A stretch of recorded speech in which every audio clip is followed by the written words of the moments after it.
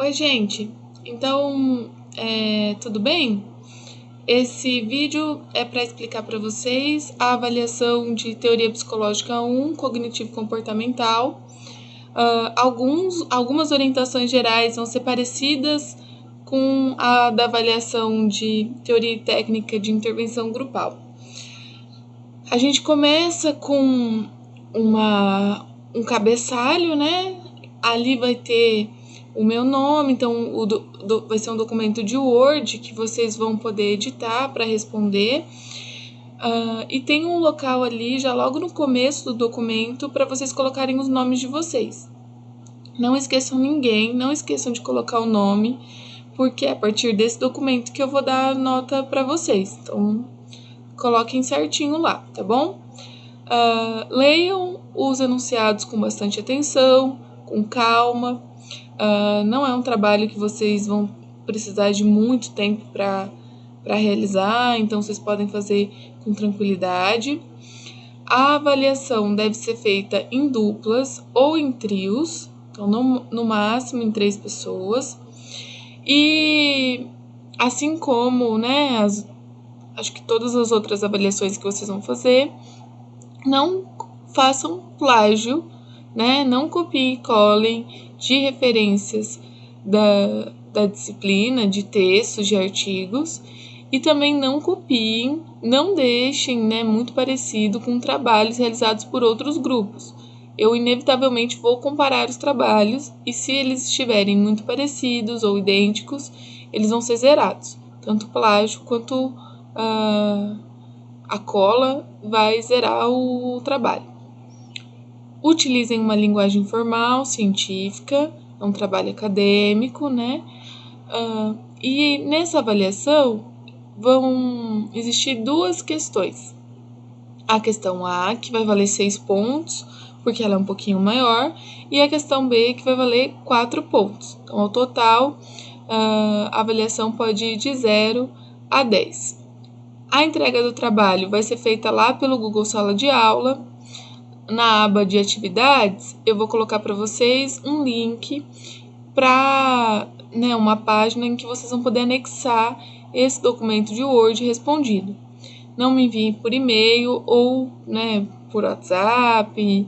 A única forma de recebimento vai ser através lá do Google Sala de Aula, porque eu consigo ter o controle maior de quem me entregou, no momento que entregou, tá? Ele deixa a hora lá gravada. Então, esse vai ser o nosso meio oficial de entrega. Então, eu vou passar, né, assim, com vocês as 2 questões. Na questão A, então, vocês vão ter 3 situações vivenciadas aí por uma pessoa. Eu coloquei aqui só para vocês terem de exemplo a situação 1, mas são 3, né? E aí eu conto na descrição dessa situação qual foi a situação que a pessoa vivenciou, o que ela pensou, o que ela acha que aquilo significa, né, aquele tipo de pensamento que ela teve, as emoções e como ela agiu. Então, nessa descrição da situação, estão todos esses detalhes, tá certo?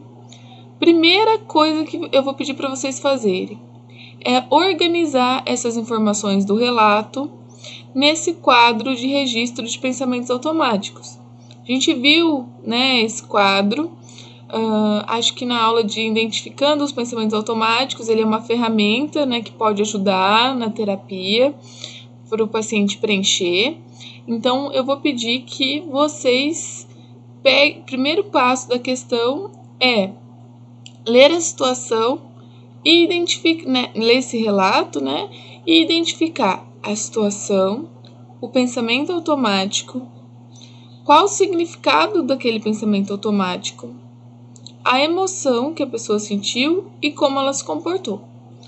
Todas essas informações estão no relato. Vocês só precisam organizar corretamente, né, adequadamente no quadro de registro.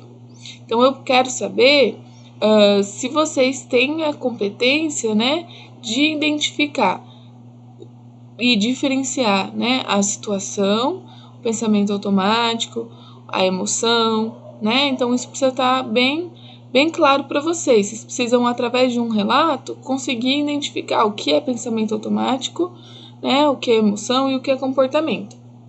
Então, esse é um exercício para vocês fazerem isso. São 3 situações que vocês, primeira etapa,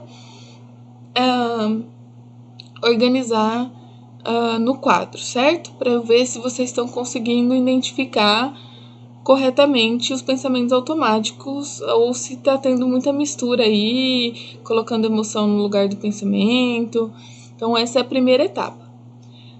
Depois, numa segunda etapa, na mesma questão, na questão A, eu gostaria que vocês pensassem e elaborassem quais perguntas vocês fariam ao paciente que te contou essa situação, esse relato, para avaliar os pensamentos automáticos que ele trouxe. Então, vocês têm alguns modelos, né? Vocês têm exemplos de perguntas para avaliar, para questionar os pensamentos automáticos. Mas a gente conversou que nem todas essas perguntas cabem em todas as situações para todos os pensamentos. E que cada situação vai exigir uma adaptação dessas perguntas para o contexto, né? Então, eu gostaria que vocês, nessa segunda etapa da questão A, deixassem essas questões, né, bem adaptadas à situação que foi relatada. Então, realmente pensassem, elaborassem questões que poderiam ser feitas caso a caso ali para avaliar esses pensamentos automáticos. Então, são 3 situações dessas, tá certo? Bem tranquilo, né? Primeiro, organiza as informações do relato em situação, pensamento automático, significado do pensamento automático, o que aquele pensamento significa para a pessoa, emoção e comportamento. Primeiro organizar assim e depois no segundo item da questão, elaborar que perguntas você poderia fazer para o paciente que te relatou isso, para que ele avalie, para que vocês avaliem juntos, questionem juntos a validade e a utilidade dos pensamentos automáticos identificados. Tá bom? Bem tranquilo, certo? Na questão B, eu coloquei para vocês algumas histórias, então são algumas charges, se eu não me engano são 3 ou 4, eu não me lembro agora, e aí eu quero que vocês leiam a charge e identifiquem o erro de pensamento. Vocês lembram dos erros de pensamento? Das distorções cognitivas, tá? Dos pensamentos disfuncionais, dos principais que a gente fez lá o jogo, que a gente viu, acho que é 10 ou 12, né, principais tipos de erro. E aí, então, eu gostaria que vocês lessem a história, a charge, e identificassem o tipo de erro presente. Então, vocês vão ter que pensar um pouquinho, não é um exemplo assim tão direto quanto a gente fez lá naquele dia do jogo. São situações que vocês precisam raciocinar um pouquinho mais, discutir, mas vocês vão estar em dupla, trio, então dá para fazer isso.